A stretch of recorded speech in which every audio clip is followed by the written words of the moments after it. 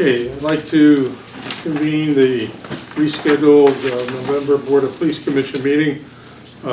Start off with the Pledge of Allegiance.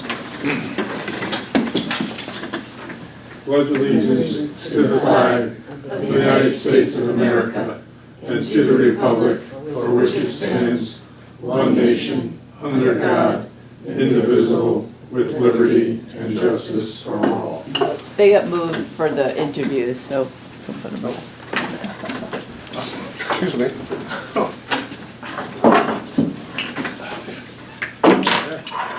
Okay. Here you go, introduce your toy. Oh, God. It's official. It worked. Okay. So, anyway, appreciate the flexibility and the last time illnesses hit, and so we ended up rescheduling this November meeting. So, is there acceptance of our October meeting minutes? Motion to accept our October meeting. Motion to accept October as stated. Second? Second. Discussion, corrections? Hearing none. Motion to accept the minutes as written. All say aye. Aye. Okay. Public comments. Behind the mound of toys, there's no member of the public. Chief's report. Chief. All right, good evening, everybody. Welcome. First of all, I apologize for the room. It's part of our Tory drive, and it's building up, so I know we're kind of compressed in this area, but thank you for your patience on that. Okay, financials, I think we'll just talk to the immediate budget line, and then towards the end of the meeting, come back, circle back Sure. to what would, okay, with your permission. All right. Nothing unusual. We should be at this point of the budget process, walking into the 6th-month period. And you should have received the emails with all the information or drop at your door. Have you any questions in regards to the current financials for the 24-25 fiscal year?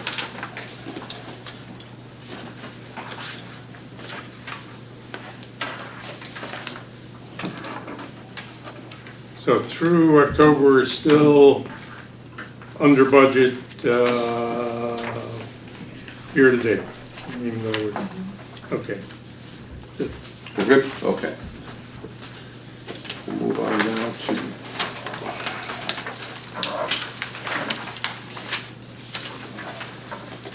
monthly training report. Doug, you have that in your hand. For the month of October, officers from the Madison Police Department participated in a total of 370 training hours. Training includes civil liability, handcuffing and baton, OC pepper spray, crime scene processing, peer support group, and collect NCIC recertification and SWAT. Civil liability training, each officer completed 2 hours of civil liability training on our online training platform at Post University. Handcuffing, baton, and OC training, Sergeant Roy and Officer Gonzalez instructed Madison officers in 1 day of handcuffing, baton, and OC refresher training. And crime scene processing training, Officer Aurora attended a week-long crime scene processing training at the Waterford Police Department.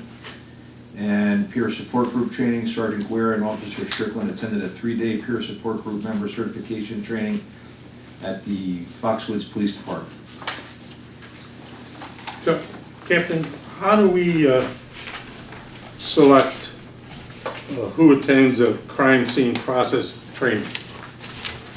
So Officer Aurora is, due to Detective Sudak retiring, Officer Aurora is going to be part of our criminal investigation division. So he is already a detective. He was a detective in New Haven. The chief felt he was a good fit for that unit. And so we just wanted to give him some crime scene training. So when he's already in that position, but that crime scene training will certainly help him. I know in New Haven they have their own crime scene unit, whereas here our detectives do it all on their own. So it was good training for him and a good refresher as well. Has Officer Sudak announced the retirement date? He was leaving official, He left November 1st. November He left 1st. November the 1st. Okay, well, I know, was really an experienced Yes, he was. individual. So, again, I don't want to take us off track here. So if we had a major event, crime scene event, Officer Aurora would be the point crime scene person Yes. in that Yes, situation? he has extensive training in New Haven PD as a detective. He was in the arson squad, made several arrests, thorough investigator, and so he's our point man now. And how many other are also trained? So also, we have Officer Avery LaChance will be also assigned to the CID unit. She went to interview and interrogation school. We probably would have reported that in the next commission meeting, but since we're talking about it. So she went to interview and interrogation school, and she will be attending a crime scene class as well. So, so we're gonna have two detectives in there, along with Lieutenant Perrin as a supervisor. If I may, sir, bear in mind that we rotated Sergeant Phillips. He spent the last 8 months in the CI unit, which he attended numerous schools, including a homicide school. He's back on the road due to his promotion, but we posted our ranks with people sent in various schools. If you notice, if you look back over the last 2-3 years, you see we have sent people to interview and interrogation, mining school, report writing, basically critical thinking courses that would relate to a crime scene. So Avery LaChance is the first of all the new folks that we're rotating in on the 6-month program. Richie Perrin, obviously, his extensive investigative ability comes from the Connecticut State Police, and most certainly from the Gang Task Force, Hells Angels Task Force, and in recent work on our homicide from the cold case. He's done extensive work on that. So I'm fully confident that we have the people that are very capable of processing a scene, a critical scene in conjunction with Connecticut State Police or the state's attorney investigators.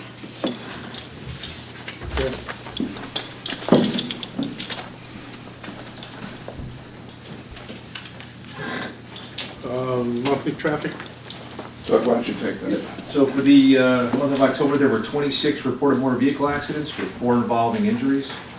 The leading cause of motor vehicle accidents involved gear strikes and debris in the roadway and failure to drive in the established lane. There were 0 driving under the influence accidents and 0 fatal motor vehicle accidents. And lastly, there were 7 reported private property accidents.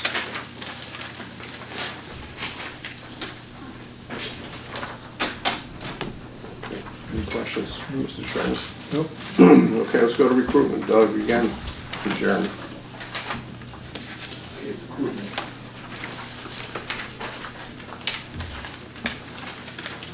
Okay, so for recruitment, we went to South Central Criminal Justice, had a written examination. We sent 2 officers there and set up a table for recruitment. So to show that the Madison Police Department were a part of that, they were able to conduct a meet and greet with several people that took the written exam.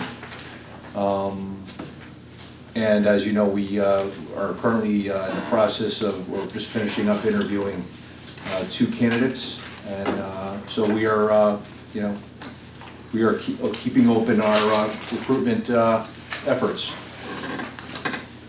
Okay. Today, how many staff vacancies do we have? 3. 3. Oh, So we have Detective Sudak's retirement, Detective De Palma's retirement, and the January 2025 budgeted position. got it. Good. 2 officers that will graduate the academy first week of March and post their FTO process. They'll be on their own come the summer. But they are filling other budget positions. Correct. Okay. Total of 5 new officers. Okay. All right, community comment. I'll take care of this. We had the trunk or treat on Halloween night. These are a couple of photos and put them up on our site, both on Instagram and on Facebook. A lot of response. We're over 6,000 people now watching that site. For the trunk or treat, the theme was penguins. And I got to thank Katie Randall, Flo, Holly for all the work you've done. Sergeant Billy Roy, God, he has a lot of courage when he puts those outfits on. And Officer Teray, Officer LaChance, they were all in full garb, penguin, and I was the guy in uniform. Doug was there also helping us. I thank you, Doug, for that. And some other officers, Jeremy York came through and others. It was, I think we probably had the largest crowd we've seen probably in the last 5-6 years. So it was well planned. I appreciate the hard work that the guys and gals in this building do to make that a success. Penguins will pull them in. The turkey trot is this Thursday morning. Doug has put the plan together. They expect this to be the largest. Yeah, they expected it, a couple hundred more than last year, actually. Which will, what do they think in total? 6,000? Yeah. Yeah, that seems to be their number. 1,000 people, definitely. And, there's also other organizations that are throughout the state that have races going, so they do very well for that. Of course, people like to race along the scenic route of Madison, except I think we may have heavy rain when that occurs. Yeah. That's the forecast. It might affect the walkers, but I think the runners are committed, rain or shine. So now will that go out on our social media? Already has. It already has? Yeah. So we put out the event itself. In addition to that, we put out road closures, what time, just so that everyone's aware of what's going on.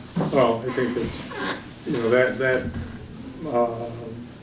linkage is becoming more and more, a connection to the community. I think the idea and I think you were waving the flag early on, and so I think it's great, and you only have to send out 3 or 4 reminders because people will head down there and say, I forgot about this. Thank you. Lastly, I believe that the Chambers, the Santa Claus Parade, which starts just off Route 1, it's a very short parade, is this Saturday with the Chamber of Commerce. Very festive occasion. I hope and pray we have good weather. And that kicks off generally around 10:30 in the morning. It's full activity. Generally myself and the captain and others are down there. It's good positive public relations for the department, certainly for the town. So that's the last of the events we have, unless the penguin plunge emerges. I'll keep you posted on that. I thought there was. Tom's gonna participate? I did 5 of them. We do, the department is participating December 1st. Yeah. Get a Okay. penguin With flag. Clinton PD. With Clinton. Oh, with Clinton. That's how the whole theme for trunk or treat came, because Ah. Sergeant Roy already had his Fun. costume. So, That's great. So will we this- see you on the beach in your costume? No. Sergeant Roy will be. Sergeant Roy will be, Katie Randall will be. Okay. They're going to take lunch. Oh, okay. Not with the Clinton Roy, PD yes. also participating? Yes. All right. There was Then one what's fun? year, a number of years ago, when it was just a smaller group, we had to get a town backhoe down to the beach to clear a path through the snow so we could run in the water. Oh. That's crazy. Better man than I. Okay. Okay. Correspondence, I don't have any correspondence right now. Traffic? Traffic issues is it's new school. They're talking about, they have to, where the new complex is off of Lungertown. And they want the connection to, obviously, the Han campus. It's about 2,000 feet of sidewalk, or as the crow flies, across the wetlands. And to build one of those bridges with the wetlands is a fortune. If you've ever played golf in the Carolinas, they have those structures that go across. It's a lot of money. It's not the easiest route. So we had a couple of meetings so far. There's another meeting next week involving contractors, different groups in town, school, obviously, in the first selectman's office, and our operations for public works. Doug and I were out there. We've looked at the area. we're not fans of putting kids walking on the side of a road, you know, and there's obviously traffic calming procedures have to be done. You might recall that we did do that when we were looking at Cops Road. You know, we had numerous students' families asking us if we could do something about a four-way stop at the base of Cops Road, which is a challenge because when they come down from where Ridge Stop is, so there's a lot of traffic calm that has to be put in place there. And come the opposite direction, where Mungertown and Green Hill is, we've had 1 fatal, 2 serious accidents in the last 5 years. It's a tough intersection. People enter from Route 1, and they head out towards Green Hill, and they build up speed, and you come into the turns, right where the brook is there. We've had people on that, we've had cars in those poor people's front lawns numerous times. Generally, they're on the roof. So we have to work that out. Obviously, there's some budgetary concerns there because that's a lot of money to change a road. There's also the people that live there. You know, there's certain things they'd like to see and not see, and I'm sympathetic to that. That's also a diversionary route when they shut down 95. When 95 shuts down traffic or other, you'll see how Route 1 fills up with cars. Well, the second diversionary route within our town is that road, because that goes all the way down to Route 80.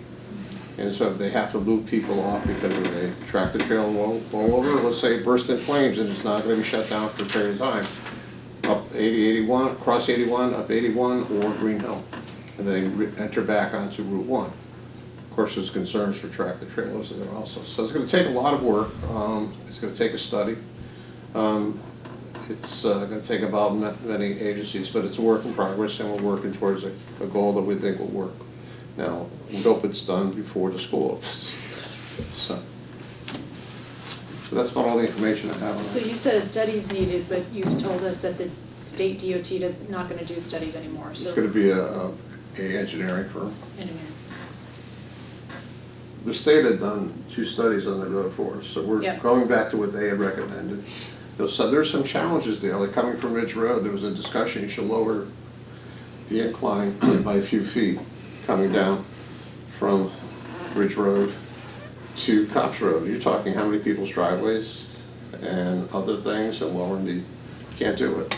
So, I think with the devices and certain road markings, I mean, they cleaned up in front of the high school. If you recall, that was years ago, how it is, we'll call it in the last 15 years, much more modern. They opened it up, the roadway a little bit, the sidewalks, and they have a lot of traffic calming devices. Mm-hmm. Will we get there? I think we will. It's just going to take a lot of planning and expense with it. So, if you start people out on Route 1, engineers, that's the one that were contracted by the town for the crosswalks, because the state is not doing the studies anymore for us. Well, they still want us to apply for encroachment permits, get the permission, but I'm sure they were overwhelmed. I mean, we had them do half a dozen studies, I think, in 15 years on 450 alone. You know, I could understand the position. People retired, it's tough. A while back, there was a large group of state people, I think you were there for part of the time, at the intersection of the library and the post office. Yes. Is that anything? Well, we met again with Mr. Campbell. Mr. Campbell, we have there was a complaint made against, for ADA with the Attorney General's office. And I agreed to go meet Mr. Campbell out there with the First Select Woman. We did a walk with him. Some things we could help with, some things we couldn't. If you notice, if you go down there, some signs have already been put up by the state. You get to, like, example like Liberty, you'll see there's signs telling drivers, but once drivers have to slow down to read those signs. But that's a start. I did speak to the AG's office, the investigator, and explain that most of the challenges are on state roads. So they're aware of that. Mr. Campbell is he understood. Some of the things about merchants, like, listen, I can only imagine what the challenge is when you have your sight impaired to walk, where all of a sudden somebody erects like Alfredo fresco dining or something. The tables appear in booths if they're not used to that. So from walking with him, I got that point of view from his perspective. So I know that Peggy's office has passed that on and discussed it with some of the chamber and the merchants. So we're gonna try and see if we can help them that way. It was a good meeting. Good, okay. Okay. Chief, how do you want to handle this? Well, what is this budget? This is a summary. It says 24-25 budget requested, so maybe you can walk us through Okay, well, what we're looking at here. when we discussed this, we said, we didn't have the instructions yet from the selectmen's office, so after a discussion with the chairman, is that maybe we get up in front and start talking about this. This is the worksheet from last year. Okay, so you won't see current up-to-date figures other than our own monthly reports we get. But what it does show you is the lines. So my understanding is that they'd like to see the budget come in at 0. The exception is contractual labor costs. If it's 2.5%, it goes up 2.5%, and that's a contractual CBA or a agreement, labor agreement with the other. Our maintenance agreements, they're generally fixed. Some do go up. We did have last year, you might recall, we did have a substantial increase in some of them, and that was coming out of post-COVID. It's kind of like the caboose caught up to the engine. Our subcontract services, example like in regional agreements, NextGen, which does our CAD system, our dispatch system automated. Some of the contractual services we have are the regional services we use, the range in Clinton, the animal control operation in Clinton. That's a regional shelter, but we all contribute still. We do contribute to the marine boat they have also. There was no need for us to be involved in the marine business. We have our fire department, we have them, the neighbors. That's a good mutual aid resource. Also the regional traffic, which we see them come into town monthly. They also do the accident reconstruction for us, which is accepted and accredited. The regional SWAT team, response team, they're not going to be affected by this. Any other consulting fees we have, we're doing a consulting, we're hiring a consultant on regards to the radio towers on the communication side. It does affect us on the police side also, obviously. And we also throw in there cell phone coverage, suggestions where we could put towers or vendors could put towers and we could put public safety on them. So I don't see problem with those. I do see some of the other lines that we're asking for something that's not predicated on a current need. We know that we have an officer in there for January. I think the one in July is going to be called into question. It may not. I think we should ask for it and go through the process. Additionally, I skipped over production costs on vehicles replacement. Vehicle replacement was costing us anywhere from 38 up to, we watched it go into the 40s. Now it's at the latest one the fire department bought. It was $52,000 minus the equipment. I priced next year's vehicles with equipment installed. It's at $84,000 per unit. So they will make the adjustment. They understand that. When I presented that to CIP, and they understand that, and that will be an increase. But using that as an example, we're probably going to see costs somewhere else that may increase that way. Technology, we are enhancing the NextGen system, the CAD system I spoke of. The owner called me to tell me that he's ready to start giving me figures, but he asked me about a question I asked him at a meeting about a year ago, Doug. You sat there? Sure. And I asked him, I said, we're paying similar costs to a department that has maybe 50,000 people and 80 officers. Do you have any departments that are smaller like us or mid-sized that regionalize it? He said, yeah, I have Waterbury, Wolcott, and Woodbury, and he named them off. So he called me about a week ago prior. He said, do you think I have any interest in, because seeing Clinton just went on with NextGen, is regionalizing that resource. So that would be like 30-something thousand people. That would be just shy of 80 police officers in that. I think it's probably something worthwhile looking at. I haven't presented it across the street yet, but I think it's something we should look at, and that's a step in that, again, in more regionalization of services. I think that it's a big box approach. It probably will level out the cost of the future. I'm not sure I understand. So NextGen is combining software elements. Next Gen covers the town of Clinton. Next Gen covers over 100 departments in the state of Connecticut. So, and the motor vehicle department, also the Connecticut State Police, and judiciary department for tickets, all that go through the Next Gen system now. Every department is identified, so we've somewhat brought this up before, and we have the regional team writes a ticket in the town of Madison. However, we do we'll call it the bookkeeping aspect of it with their own PD. It's all the same system, but it's being isolated by the identifier of the officer, the identifier of the department. So back to we would be sharing the main resource of the Department of Next Gen Services, the CAD, between two departments instead of one. Well, it certainly sounds like it'd be some saving, you know, whenever you combine services like that. It still baffles my mind that we cannot put together the right people to talk about exploring emergency communications with the state of Connecticut standing there with a $250,000 grant for each of the communities and $50,000 annual support. And we have not been able to get anyone at a political influence level to even discuss whether it should be explored. So maybe we can try one more time, but the delays have been because it's the summer, because we have elections coming up, because we have the holiday season coming up, because we have the budget season coming up, and it's the summer again. Now we have the holidays.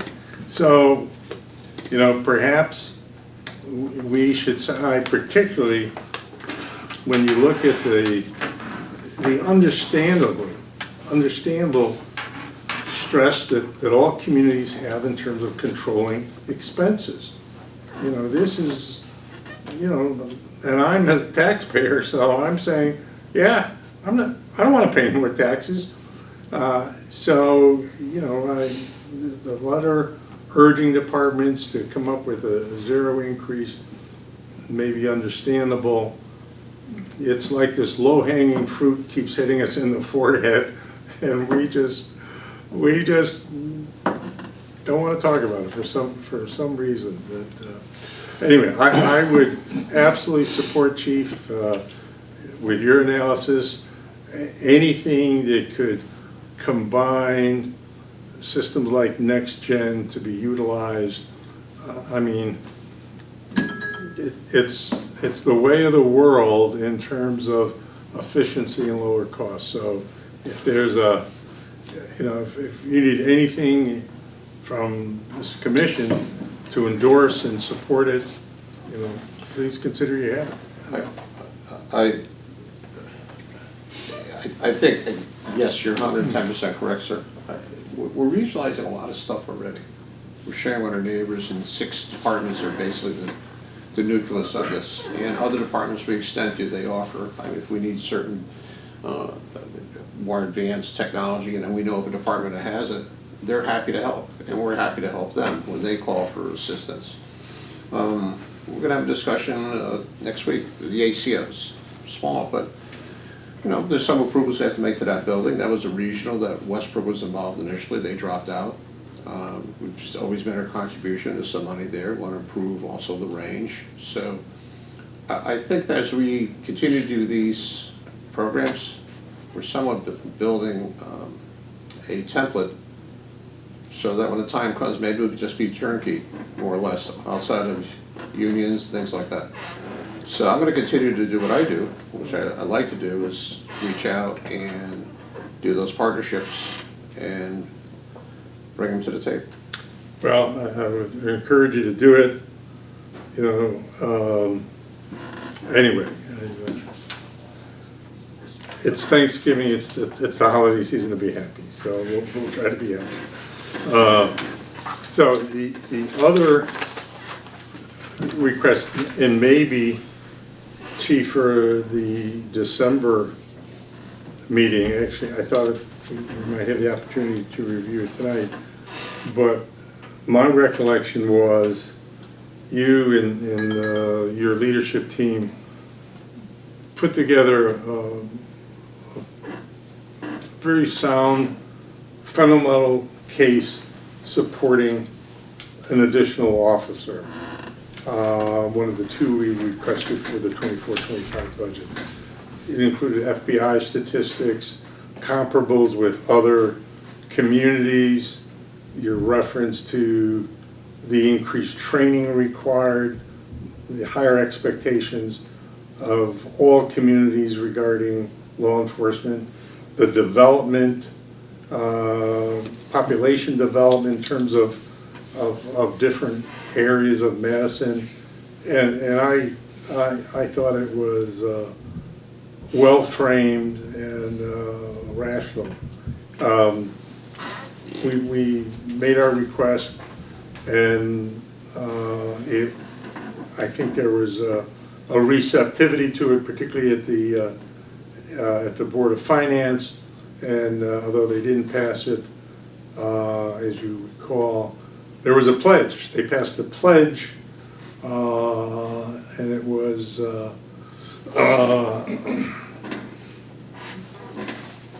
typed on official letterhead that said that the second officer would be considered for the 25-26 budget. So perhaps if you could, at our next meeting, just reassemble that material, provide us your thoughts in terms of what in those circumstances, if any, changed, and should we consider going ahead with a request for the deferred officer from the 24-25 budget to the 25-26 fiscal year, and see where we stand on it. And then, you know, certainly not to spite you know, the budget guidelines from the First Selectman's office, see if we can also talk about, is there any other possible offset savings? Certainly one of the offset savings that we noted was to be able to reduce the overtime with the addition of a full-time regular officer. So we could explore whether, what part of that compensation, salary, would be offset. Certainly the benefits and medical wouldn't, but certainly it appears that we'd be reducing expensive overtime. So if we could do that and then be in a position where either we agree there is a case to be made and we'll go forward with a request, or the circumstances have changed and we think we could get along without the officer, and keep our fingers crossed that we don't have any, you know, significant event happening in terms of unexpected retirements or transfers or, you know, other circumstances that affect the operational integrity of the department. So. I think a lot of the information that was presented, and we've gleaned a little bit more since then, it's the same. I mean, I don't like ordering officers in just so people could take their time off. Mm-hmm. You know, it's obvious we're down now, theoretically, 5 officers, again, retirements, and we have 2 coming out of the academy. Hopefully we'll get 3 officers in within the next 2 months, and then put them on the road hopefully by July, and then going into the fall of next year. It's tough for me when I look at, you know, our neighbor to the east, our neighbor to the west, the neighbor to the east, which is these 13,000 people on average. Obviously they have a summer impact like we do, and you know, there are a few less officers than we have. Then I look to our neighbors to the west, which have essentially 7 more officers for 2,000 more population and 4 4 more square miles, I think. So, and it's a different, the, going towards the north end of Route 77 there, it's a little bit different, the populations now, like we have a heavier population. I also, I did have this discussion with powers that be. I have a hard time, you really, I understand what you're trying to do a lot of things in the town, but I still have to run a police department, we still have to provide a police service, we as a team. And I can only do so much with the tools that you give us. We also have population, they're announcing more apartments.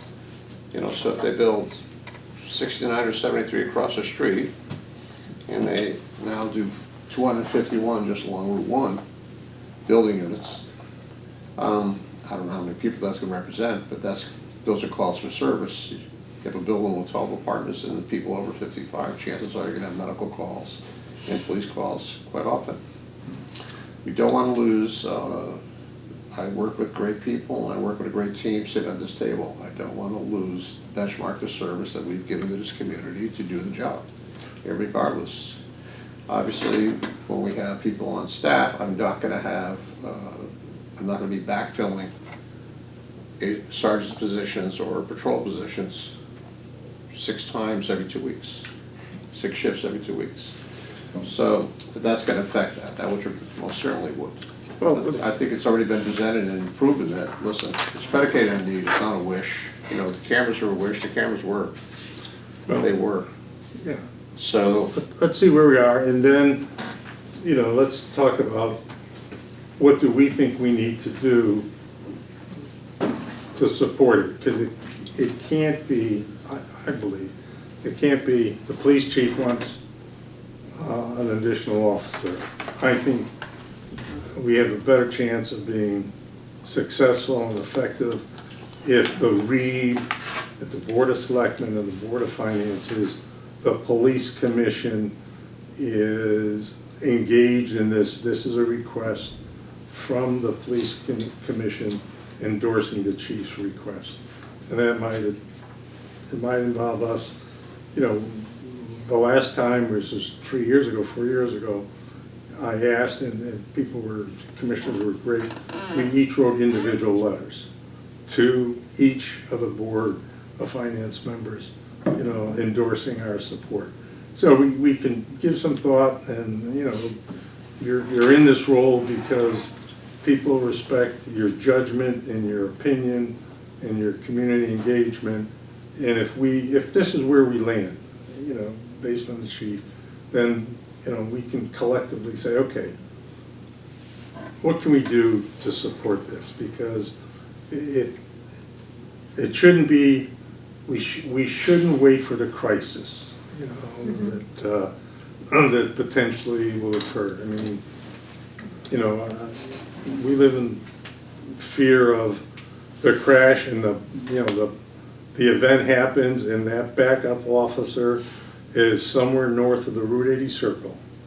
And I know there's partners in Clinton and Guilford, but boy, it certainly helps if a member of your team is rushing to help you, and not waiting to see if the town next door has the time to come over and help. So anyway, see what we can do. But we're in a narrow time frame, because I presume, Chief, all this budget information has to be in by January. So, okay.